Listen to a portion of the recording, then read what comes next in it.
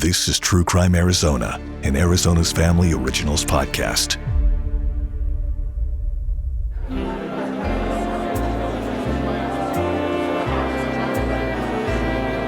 I was at my house. It was New Year's Eve. I got a call that they wanted me to go to North Phoenix. Like everyone else that night, Joe Brownlee was getting ready to leave 1980 behind and ring in 1981 in Phoenix. It was New Year's Eve. They were having a New Year's Eve party. It was a night of celebration at the Redmond family home. There was cooking going on in the kitchen, everything set up for a party. Pat and Marilyn Redmond were excitedly getting ready for guests that night. Joe Brownlee, unexpectedly, one of them. There was a knock at the door. Marilyn went to go get the partygoers. She said she had answered the door that leads into the garage. She thought it was somebody coming for the party, maybe early. And she opened the door, identified himself as a police officer, said, "I'd like to come in." And she said, "Okay, come on in." Marilyn wasn't expecting a police officer at the party. Behind him were two other men who she didn't know. Turns out, they weren't there for the party. They asked who else was there, and she said, "Well, my husband and my mother. Where are they?"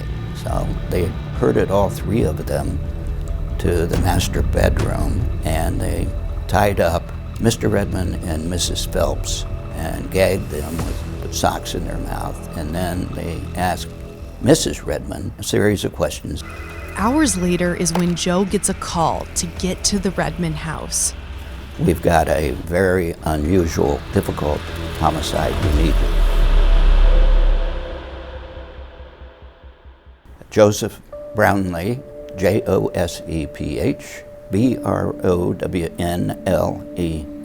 I was in the Major Felony Bureau at the County Attorney's Office, handling murders and other serious felonies. Joe Brownlee was a young prosecuting attorney in Phoenix back in the 80s. When he got the call to head to a homicide at the Redmond family home that night, he had no idea what he was walking into, a case he'd still be involved in almost 40 years later. Nowadays, we don't normally see attorneys at a crime scene. Things were different back then. I was there essentially within the hour or so after the Phoenix Police Department homicide unit showed up. Joe walked into the home. The living room, the kitchen, everything seemed normal. And then he opened the door to the bedroom to a gruesome scene. The crimes occurred in the master bedroom. Patrick Redmond was bound and had a sock in his mouth, and his throat had been slit ear to ear, most likely post-mortem. In other words, the 2 shots to the head killed him. His mother-in-law, Helen Phelps, was also restrained, her arms tied behind her back, a sock in her mouth, 2 shots to the back of the head. So both of those bodies were shot execution style. There were 3 victims, though. Marilyn Redmond had been shot too, but was somehow still alive. And when she regained consciousness, she got off the bed and started crawling toward the front door because she knew that people were going to come to the party and they would find her. She was rushed to the hospital. We had no idea if she was going to survive or not. We could tell very quickly that this was a hit. There were so many questions. Who were these 3 men who carried out the murders? Why was this so meticulously planned out and heinous? And what was their connection to the Redmond family?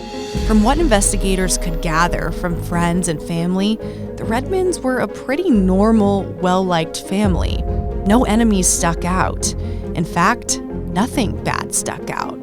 Pat and his wife Marilyn were happily married. Pat was a businessman. He ran a printing business on the west side of town called Graphic Dimensions with his partner Ron Lukazik, and they were successful.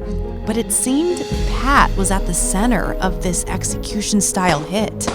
Why was Pat Redmond targeted? That took a while to figure out. Answers that were seemingly hidden beyond much more corruption were 1,800 miles away from Phoenix, and about to be brought to light.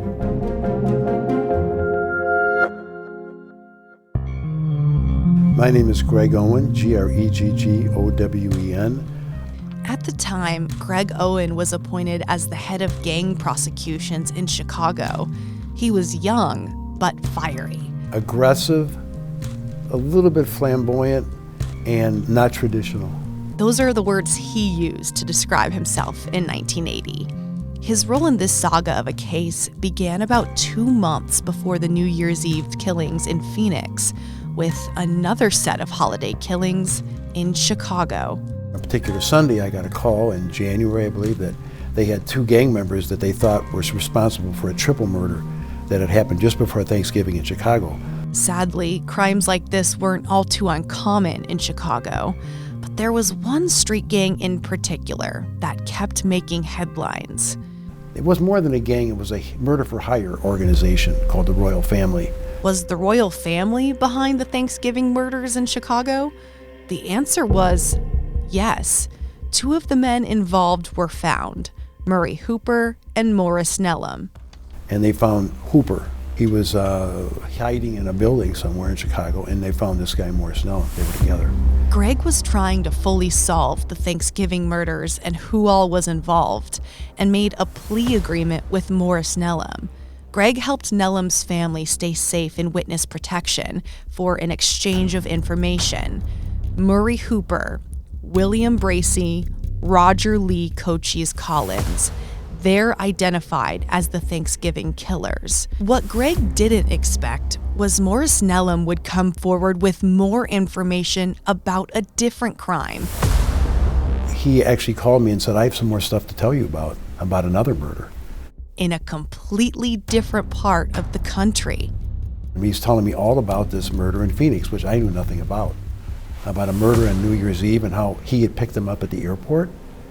He had picked up Murray Hooper and William Bracey, who had just flown back to Chicago from Phoenix. The 2 started arguing in the car. What they said was, you MF, he said to him, I can't believe you're so stupid. You only shot her one time. I said, I need more bullets. Why didn't you say something? He says, well, man, this guy's telling me the story. He's actually relating the conversation. He's hearing about how the woman survived. That was Marilyn Redmond, Pat Redmond's wife. He's reciting this all to me, and I go, really? So I get on the phone, I call Maricopa County DA, and they get all freaked out. They go, I think some of our people are there in Chicago right now. I go, you're kidding me? I had no knowledge. All of a sudden, I think that day or that evening, I meet Joe Brownlee, and I'm a couple of investigators who happened to be in Chicago, literally when these guys were arrested. Marilyn was shot point blank in the head. And not only did Marilyn survive, but her memory was intact. Where does the bullet enter her head to where she not only survives, but can function after that? It was a fluke. And Murray was out of bullets. So he couldn't shoot her a second time like he did the other 2. Let's just say he was satisfied with his work. And the deed is done. She's unconscious, but he thinks she's dead too. And before leaving, Murray had a big butcher knife with him, and he slit Mr. Redmond's throat essentially from ear to ear. Remember, these guys walked her around the house looking for guns, money, and jewelry before they committed the murders.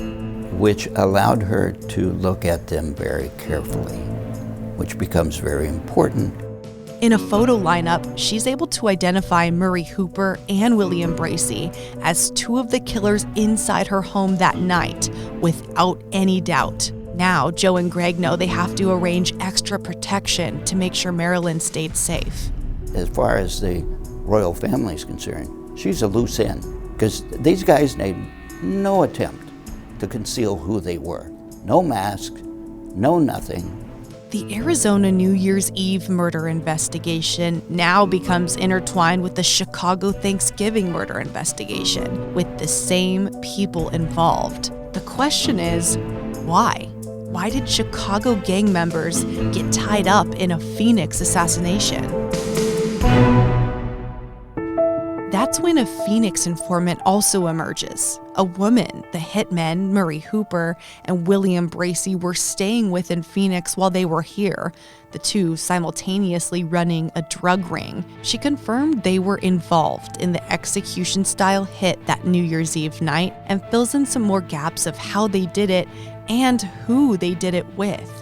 We knew there was one more person with them that carried out the crime. She gives authorities that name, remembering his car was used as the getaway car before they came back to her place. This is the guy who dressed as a cop, but he wasn't just dressed as that.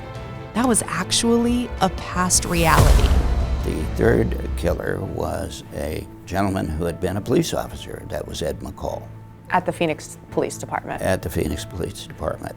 The woman tells police they bought plastic gloves at the drugstore to use during the murders, which is why there were no fingerprints. They find that drugstore receipt inside Ed McCall's car. At first, are you trying to figure out how these two people from Chicago and this former Phoenix cop even get together in the first place? Of course. And what'd you find?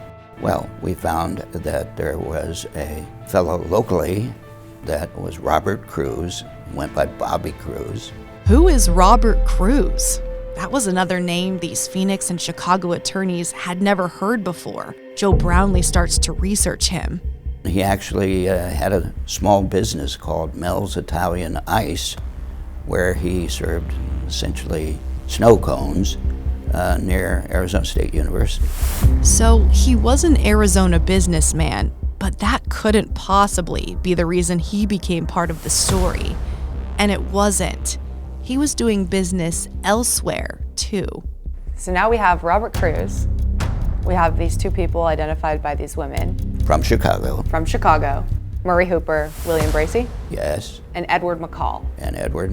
And how does Robert, who owns the snow cone business, play into these three people that allegedly went to the Redmond house that night? He was the one who made the call. Robert Cruz made the call to Chicago to get the two killers, Billy Bracey and Murray Hooper, to come to Phoenix. He was connected to organized crime in Chicago. The Mafia. What do you mean? A murder in Phoenix and some people involved and somebody's related to the Mafia? I didn't even know what he was talking about. It sounded far-fetched, but it wasn't far-fetched at all. It was right on. I didn't expect this investigation to lead us to the mob, but once we started peeling more and more layers back, it was clear everything about this case led to more corruption that trickled all the way up to even the highest-ranking government officials. Chicago may have been where everything started in this case, and Phoenix is where it ended, but something happened in the middle, connecting it all together. What did Pat Redmond have to do with these three men? Well, come to find out that Bobby Cruz had a contact in Las Vegas at one of the casinos. Sin City. That's what changes everything. Testing 1, 2, 3. So we needed to learn about the inner workings of the Mafia. And I became a more or less a professional hitman. And while he wasn't involved in this case specifically, The fear of death rules. You break those rules, you die. That's the only thing that controls it. who better to explain how Mafia connections could trickle down from New York to Chicago to Las Vegas to Phoenix Well, my 19 murders, 18 of them died. than the former underboss of the Gambino family and one of the most prolific and infamous Mafia hitmen to ever live. And my name is Salvatore Gravano, but I'm probably better known as Sammy the Bull. Money, connections, power, and greed. All of those things control everything, all the time. That's next time on part 2 of The Last Hitman.